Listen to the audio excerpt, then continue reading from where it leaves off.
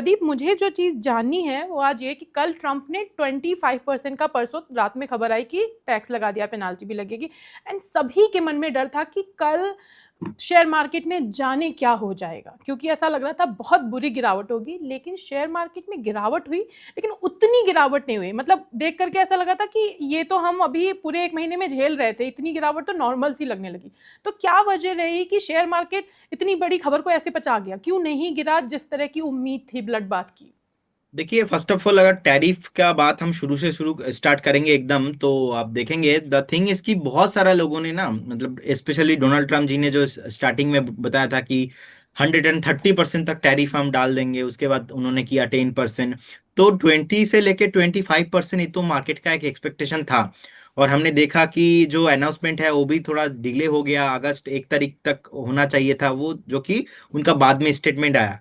अब वो खुद इतना वॉलेटाइल है, तो कभी कुछ बोल देते हैं, अभी आज कुछ बोलेंगे, क्या पता कि नेक्स्ट जब यूएस से जो ऑफिसर्स है वो आने के बाद, मीटिंग होने के बाद फिर से ये थोड़ा कम हो जाए। हो सकता है कि थोड़ा ज्यादा भी हो जाए। मेरा इतना एक्सपीरियंस रहा है कि मार्केट उसके ऊपर रिएक्ट करता है जो मार्केट को पता नहीं होता। अगर मार्केट को कुछ चीज पता होता है, सो मार्केट उसके ऊपर रिएक्ट नहीं करता है, number one. Number two, Donald Trump ji is a very very very very volatile man. हमारे इंडिया की तरफ से जिस तरीके का एक फ्रेंडशिप रहा है, और उनके बाद उनका अलग अलग ट्वीट, कल भी ट्वीट आया था, dead economy something like that. So market अभी उनको हल्के में ले रहे, क्योंकि क्या होता है ना, आप इतना बार बोलते हो, इतना बार बोलते हो, एक दो बार बात करेंगे तो लोग आपको सीरियसली लेता है। उनका सबसे करीबी दोस्त, अच्छा दोस्त, जिन्होंने उनको इलेक्शन में भी बहुत हेल्प किया, इलॉन मस्क, उनके साथ भी उनका झगड़ा हो गया। इलॉन मस्क जी ने तो खुद का एक पॉलिटिकल पार्टी अनाउंसमेंट कर दिया। सो कहीं ना कहीं मार्केट को उससे फर्क नहीं पड़ रहा है, क्योंकि जिस तरीके का बाजार है, इंडिया इकोनॉमी, आप देखेंगे लास्ट 1 महीने का एफआईआई का सेलिंग है ऑलमोस्ट 46,000 47,000 करोड़ के आसपास सेलिंग किया। उसके अगेंस्ट पे डीआईआई लोगों ने बाय किया ऑलमोस्ट 55,000 56,000 करोड़ के आसपास। सो कहीं ना कहीं आज से 7 साल 8 साल पहले आप इंडिया का जो इकोनॉमी है देखेंगे कि एफआईआई अगर एक दिन भी सेल करता है, 2 दिन भी सेल करता है, तो मार्केट नहीं चलता था, मार्केट नीचे आ जाता था। तो कहीं ना कहीं डोमेस्टिक जो इंस्टीट्यूशनल इन्वेस्टर्स है, उनके अंदर इतना अभी ताकत है कि मार्केट को स्टेबल रखने के लिए रिटेलर्स ही अभी काफी है। आप एमफी का डेटा देखेंगे, 26,000 27,000 करोड़ के आसपास इनफ्लो कैश हो रहा है every month. So according that मुझे लगता है कि लास्ट इंडिया पाकिस्तान जब वार हो रहा था, उस टाइम पे भी निफ्टी का एक सपोर्ट था 24,450 से लेके 24,500 के आसपास। तो मुझे लगता है कि स्ट्रॉन्ग सपोर्ट है। अब फिर से ये जो टैरिफ वाला मैटर चल रहा है, इसका भी सपोर्ट सेम जोन पे है। सो अगर 24,450 नहीं ब्रेक करता है मार्केट, बहुत जल्दी आपको फिर से 25,000 के ऊपर, इनफैक्ट अगर इस बार 25,400 के ऊपर अगर निफ्टी चला जाता है, तो मुझे लगता है कि ऑल टाइम हाई भी पॉसिबल है। और कंपेयर टू बैंक निफ्टी अगर हम देखेंगे, बैंक निफ्टी अभी 56,000 के ऊपर ट्रेड हो रहा था, उसके बाद हमने देखा धीरे धीरे 56,000 के नीचे आया, 55,780 के आसपास अभी ट्रेड हो रहा है। बैंक निफ्टी के एक दिन के लिए सपोर्ट है 55,400 के आसपास, उसके बाद सपोर्ट है 53,800 के आसपास। तो दोनों ही जो निफ्टी बैंक निफ्टी दोनों काउंटर मुझे लगता है कि थोड़ा बहुत वॉलेटाइल है। मार्केट आज तो नीचे है, लेकिन जितना नीचे होना चाहिए था उतना नीचे नहीं है। सो कहीं ना कहीं मार्केट ने टोटली इग्नोर कर दिया डोनाल्ड ट्रम्प जी का ये जो हरकतें हैं, मार्केट को पता है, और मार्केट टोटली इग्नोर कर दिया उनको। एग्जैक्टली मुझे लग रहा है कि प्रियंका चोपड़ा का एक डायलॉग था कि किसी को इतना भी मत डराओ कि उसका डर निकल जाए। तो मार्केट का डर निकल गया टैरिफ से। इसी वजह से उन्होंने इतना चीख के ऐलान किया कि 25% टैरिफ और टैक्स लगेगा, पेनाल्टी लगेगी। उसके बावजूद मार्केट ने दिखा दिया, डोमेस्टिक इन्वेस्टर्स ने दिखा दिया कि we are powerful, we can face you. अब आज से अगस्त सीरीज शुरू हो रही है, अगस्त का महीना शुरू हो गया।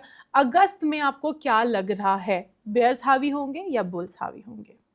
देखिए, इस मंथ तो अभी भी ये महीने में क्या होगा बताना मुश्किल है, लेकिन as per the current data मुझे लगता है कि मार्केट नेक्स्ट 1 से 2 हफ्ता और भी थोड़ा कंसोलिडेशन होने वाला है। अगर निफ्टी का जो बैंक निफ्टी का जो सपोर्ट मैंने बताया, स्पेशली निफ्टी का जो सपोर्ट है बहुत ही इंपॉर्टेंट है, अगर इसके नीचे नहीं जाता है तो, और अगर बाई चांस 25,000 के ऊपर इस बार आता है, तो मुझे लगता है कि ऑल टाइम हाई बहुत क्लोज होगा, ऑल टाइम हाई देना।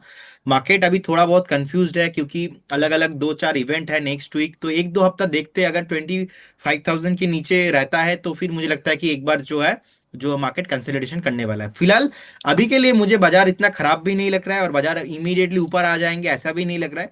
अभी टाइम करेक्शन चल रहा है, क्योंकि प्राइस करेक्शन जितना शॉर्ट टाइम में होना था ऑलरेडी हो चुका है। तो एक बार वेट करेंगे कि पेशेंस अच्छा, जो टेक्निकल्स अच्छा फंडामेंटल्स ऐसे कुछ स्टॉक्स में हम दाव लगाएंगे। बाकी मार्केट मुझे लगता है न्यूट्रल रहेगा। ओके, तो मार्केट इस महीने भी आपको कोई बहुत अभी 2 हफ्ते तक तो वेट एंड वॉच की कंडीशन रहेगी, उसके बाद में पिक्चर क्लियर होगी। अगर 24,450 का रेंज तोड़ता है तब देखिएगा, अदरवाइज ये हो सकता है मार्केट इस महीने आपका एक ऑल टाइम रिकॉर्ड भी बना दे, जैसा कि प्रदीप जी की राय है। अच्छा, एक चीज़ बताएं, कल जो आया उसकी वजह से ऑयल एंड गैस सेक्टर जो है उसमें काफ़ी प्रेशर दिख रहा है। इस सेक्टर को लेकर के कैसी रणनीति बनानी चाहिए, क्योंकि सेक्टर इंपॉर्टेंट है एनर्जी। देखिए, एनर्जी सेक्टर थोड़ा बहुत हमने देखा था कि ऊपर गया था, बाद में थोड़ा बहुत कंसोलिडेशन किया, और बाकी जितने भी कंपनीज है, चाहे आप स्पेशली ओएनजीसी को ही देख लो, थोड़ा बहुत अभी अच्छा ही ट्रेंड कर रहा है। ऐसा कुछ सच नेगेटिव नहीं मैं देख पा रहा हूँ। शॉर्ट टाइम में थोड़ा बहुत पैनिक रह सकता है। अब टॉप से देखेंगे, नियर अबाउट मैक्सिमम स्टॉक्स आप देखेंगे ऑलमोस्ट 15% 20% नीचे है। सो मुझे लगता है कि कंसोलिडेशन नेक्स्ट और 2 से 3 हफ्ता चलने वाला है। और इंटायर सेक्टर में एक सेलिंग प्रेशर अभी हो चुका है। मान लो आप 100 में से 60% हो चुका है, अभी भी 40% पैनिक आना बाकी है। सो अगर होता है इस केस में थोड़ा और 2 से 3 हफ्ता मुझे लगता है कि कंसिडरेशन करेंगे, उसके बाद ही एक बेस बनेगा। अभी वो बेस फॉर्मेशन नहीं हुआ है, तो बेस फॉर्मेशन के लिए मैं एक बार वेट करूंगा। तो अभी मार्केट से दूर रहना चाहिए, मतलब रिटेल इन्वेस्टर्स के लिए मैं बात कर रही हूँ।